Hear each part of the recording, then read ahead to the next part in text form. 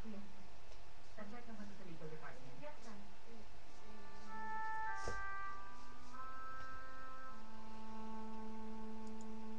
Jude, I'll be there at around 1 to 1:30, okay? Ipaset mo na lang lahat ng mga appointments mo.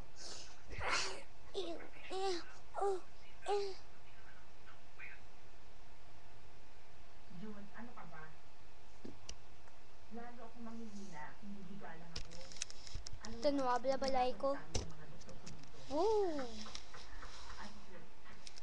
Ayan, andyan na nga yung doktor ko. O sige, paset mo na lang lahat ng appointments ko, ha? Okay? Okay, bye-bye. Paano no? Pwede na ako mag-check out? Kailangan natin mag-usap.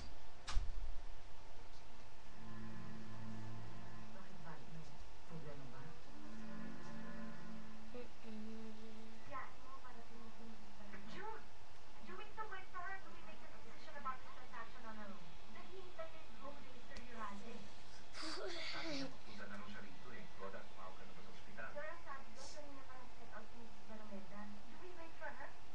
Baka naman ang traffic lang. May hinaanan. Sir, ano na pala si Mami? Good afternoon po. Don't you want to look at these papers first before we... Jude, mag-usap muna tayo.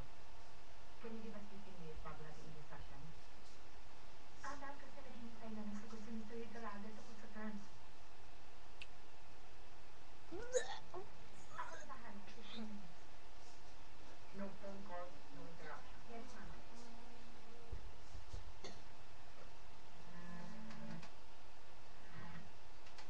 Cheers.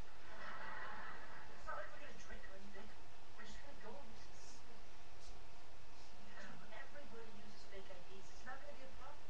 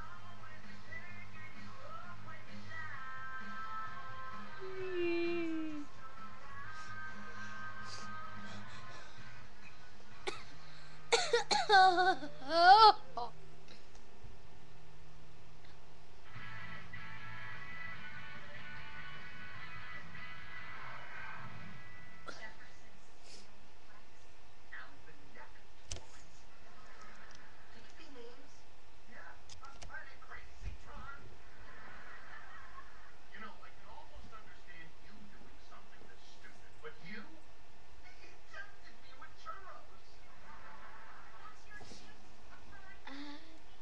I never have been. We